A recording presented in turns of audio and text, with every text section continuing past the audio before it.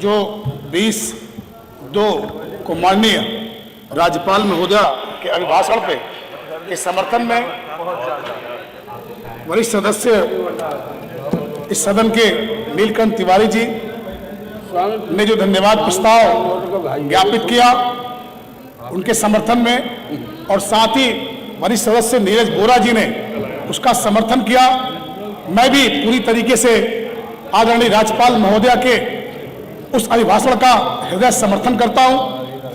सबसे पहले मैं मां भारती के चरणों में नमन करता हूं, अपने आराध्य पंडित दीनदयाल उपाध्याय, डॉक्टर श्यामा प्रसाद मुखर्जी जी के चरणों में नमन करता हूं। साथ ही सदन के माध्यम से जिस क्षेत्र से मैं आता हूं वहां की देवतुल्य जनता का भी बहुत बहुत आभार व्यक्त करता हूं कि चंदौली जिले के उस मुगलसराय विधानसभा में पहली बार किसी वैश्य को वहां से विधायक चुनकर भेजा। मैं इस सदन के माध्यम से हाथ जोड़कर उन सभी का आभार व्यक्त करता हूं कि आज सदन के सम्मुख कुछ कहने और इस सदन का हिस्सा बनने का मुझे अवसर मिला। मैं धन्यवाद ज्ञापित करना चाहता हूं भारतीय जनता पार्टी का, जिसके आशीर्वाद से इस महत्वपूर्ण सदन, जिसकी अगुवाई प्रदेश के यशस्वी मुख्यमंत्री योगी आदित्यनाथ जी कर रहे हैं, लगातार क्षेत्र का सर्वांगीण विकास जिसको लगातार ये आम जनता वहां महसूस कर रही है। अपने अभिभाषण में पूरे सरकार की योजनाओं को जिस तरीके से राज्यपाल महोदया ने प्रस्तुत किया वो सराहनीय था। उसकी जितनी प्रशंसा की जाए वो कम है। हर बिंदुओं पर सरकार का ध्यान, हर बिंदुओं पर जनमानस के हित का ध्यान यह सरकार निरंतर पैनी निगाह रखकर कर रही है। हर मुद्दे पर विपक्ष पूरी तरह विफल है। विफलता का नजारा देखने को मिला हम लोगों को इस सदन के अंदर। माननीय राज्यपाल महोदय के उस अभिभाषण का सम्मान न करते हुए, एक वरिष्ठ महिला का सम्मान न करते हुए, मातृशक्ति का सम्मान न करते हुए सदन के बेल के समक्ष आकर गो बैक का नारा लगाकर एक तरह से सरकार की कार्रवाइयां, सरकार की जनमानस के प्रति जो जवाबदेही थी उसका अक्षर से जो पूर्ति सरकार ने किया उसको सुनने का काम यहां प्रतिपक्ष के लोगों ने नहीं किया। कायदे से पिछली बार भी हमने अपने उद्बोधन में कहा था सदन में आने वाला हर व्यक्ति सौभाग्यशाली है। कम से कम 4 से 5 लाख लोगों का आशीर्वाद जब मिलता है तब कोई व्यक्ति सदन का हिस्सा बनता है। क्या हम सब लोग इस बात के लिए चिंता नहीं कर सकते कि हमारी जरूरत सदन में क्यों है? हम आम जनमानस की समस्याओं को कैसे उसके निराकरण का प्रयास करें। सरकार के काम करने की पद्धति पर कोई सवाल अगर उठाना हो तो उस सवाल के लिए नियमावली बनी है, उस नियमावली के हिसाब से भी आप सरकार पर उंगलियां उठा सकते हैं। हम मना नहीं करते। संशोधन का सवाल जहां आता है ठीक से उस जो भी क्रियाकलाप पर सरकार की जो भी पहली निगाह रही उस पर आपको बेहतर तरीके से विषय रखने के लिए पहले ठीक से उसको अभिभाषण को सुनना चाहिए था। मुझे लगता है कि यदि आप अभिभाषण को सुनते तो बेहतर तरीके से उसमें परिवर्तन की बात कह पाते। आपने सुनने का काम नहीं किया और आपने पूरी तरह से सदन को डिस्टर्ब करने का काम किया। इसके लिए जनमानस ने आपको यहां चयनित करके नहीं भेजा है। तमाम ऐसे मुद्दे आए, जनहित के मुद्दे आए, लोकतंत्र के अंदर लोकतंत्र को सुरक्षित करने के मुद्दे आए। सभी मुद्दों पर सरकार का समर्थन इस उत्तर प्रदेश की 25 करोड़ जनता ने आशीर्वाद देके दिया। आपने कहा इंतजार करो फिर हम आने वाले हैं। आपने 2022 में भी ऐसे ही नारा दिया था और जनमानस को गुमराह करके आपने सोचा कि कई गठबंधन करके हम किसी तरह सत्ता में आ जाएंगे, सत्ता का सुख भोगेंगे। तमाम माफिया, तमाम भू माफिया, तमाम बालू माफिया, उनको बचाने का काम करेंगे। जनमानस के लोगों को पता था कि जीत के आने के बाद क्या करने वाले आप हैं। आपने समर्थन मांगा, जनता ने आपको मुंह तोड़ जवाब दिया। यही कारण है कि बहुत छोटी जमीन आपको यहां प्राप्त हुई है। प्रयास करिए कि 2022 में इस सरकार में एक अच्छे और उत्तम चरित्र का निर्माण करते हुए जो जनता आपको जिताकर भेजी है उस जनता के प्रति जवाबदेही को तय करते हुए सदन से कुछ अच्छे काम उस क्षेत्र के लिए ले जाने का प्रयास करिए। मैंने देखा जब एजेंडा आया, एजेंडा के अंदर संशोधन विपक्ष ने लिखा था। संशोधन में क्या लिखा था? आमूलचूल परिवर्तन की बात कदाचित अपने भाषण में जरूर दे रहे हैं, लोगों का सुन रहे हैं, उसके नेगेटिव बोलने का प्रतिपक्ष की काम है, उसके अनुकूल में बोल रहे हैं। परंतु संशोधन जो आया वो 300 मीटर सड़क, 200 मीटर नाली, ये वो इसके अलावा संशोधन में कुछ भी नहीं देखने को मिला। महामहिम, मैं आपसे कहना चाहता हूं मान्यवर, कोई संशोधन इनका ऐसा नहीं था जो राज्यपाल के अभिभाषण से मेल खाता हो। इसका मतलब यह हुआ इन्होंने सुना ही नहीं, तो किस विषय पर बात करेंगे।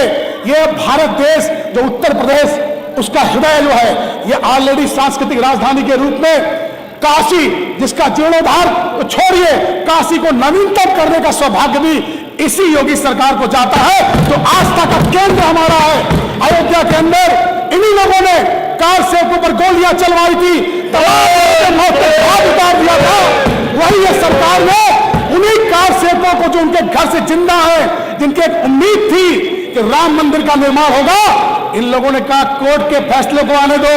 कोर्ट ने भी फैसला सुनाया, फैसला अपने पक्ष में रहा, जनमानस के पक्ष में रहा, जनता की भावनाओं के पक्ष में रहा। उसी का नतीजा था तेज गति से वहां मंदिर निर्माण हो रहा है। और वहां के लोगों को, जो लोग कार सेवक जाने वाले थे, जिनके घर की आस्था वहां जुड़ी हुई थी, आज भी वहां उस मंदिर में जाते हैं। और वर्तमान सरकार हेलीकॉप्टर से उन पर फूल बरसाती है। सरकार की नैतिकता, सरकार की मानसिकता, जनमानस के प्रति उसकी जवाबदेही इस बात को तय करती है। विकास के मुद्दे पर इनका कोई लेना देना नहीं है, विषय प्रतिपक्ष का है। हम ही लोगों के विषय में से विषय निकालते हैं और निकालकर उसको बोलते हैं। इनके बीच में बैठे हुए तमाम ऐसे मुस्लिम भाई मेरे हैं जो इस विधानसभा के सम्मानित सदस्य भी हैं। उनके क्षेत्र में जहां सर्वाधिक मुस्लिम बाहुल्य के लोग रहते हैं, सबसे ज्यादा प्रधानमंत्री जी के अनाज का उपभोग वही हो रहा है। उनके आत्मा से पूछिए। मैं आपको बता दूं महोदय कि मैं हमारे प्रदेश के अंदर जो हमारा जिला जनपद चंदौली है, हम लोगों ने एक मुहिम चलाई और हम लोगों को लगा कि जनमानस के निचले स्तर पर जाकर देखा जाए पब्लिक क्या सोचती है हमारे बारे में। चौपाल का आयोजन हम लोगों ने किया और वो चौपाल में जब जाकर सीमावर्ती क्षेत्रों में चौपाल लगाए गए, उस चौपाल में जाकर जनमानस के लोगों के बीच में हम लोगों ने पूछा क्या लग रहा है, कैसा लग रहा है। उन लोगों ने कहा कि जब तक होश रहेगा तब तक इस सरकार को समर्थन देंगे। एक नहीं अनेक बार योगी और मोदी की सरकार आएगी। 2024 के अंदर परिणाम परिलक्षित दिख रहा है, सामने दिख रहा है। हताशा इनकी ये बता रही है कि सीटें और कम होने वाली हैं। मुझे तो लगता है कि 2024 की चिंता इनको करनी ही नहीं चाहिए। इनको चिंता करनी चाहिए उत्तर प्रदेश सदन में बने रहने के लिए कि 2027 में क्या होने वाला है। मुझे लगता है चिंता उस पर करें, ज्यादा बेहतर होगा। मानव विकास की नई रेखा खिंच गई है इस सरकार के अंदर। रेखा ऐसी खिंच गई है जो आज से पहले, इस 6 वर्षों से पहले उस तरह की रेखा कभी खींची नहीं गई। मैं आपसे निवेदन करना चाहता हूं और धन्यवाद देना चाहता हूं महोदय, बस एक मिनट, मैं आप धन्यवाद देना चाहता हूं इस प्रदेश के यशस्वी मुख्यमंत्री जी को, जिनके मार्गदर्शन में 6 लेन का निर्माण पड़ाव से लेके हमारे चकिया त्रिमुहाने के आगे तक 328 करोड़ रुपया, चंदौली से सैदपुर 397 करोड़ रुपया, हमारे यहाँ ट्रॉमा सेंटर बन रहा है, हमारे मेडिकल कॉलेज बन रहा है, हमारे यहाँ नहरों का जाल बिछा है। और मैं बता दूं, जब इस बार लोगों ने कहा कि सूखा पड़ सकता है, माननीय बताना चाहता हूं सबसे ज्यादा दरमनी धान सबसे ज्यादा हमारे क्षेत्र में हुआ, पूरे प्रदेश के अंदर हुआ। इसका मतलब पवित्रता से काम करने का प्रतिफल समाज को भी मिलता है, प्रदेश को भी मिलता है, देशवासियों को मिलता है। नियत साफ पर काम करनी चाहिए।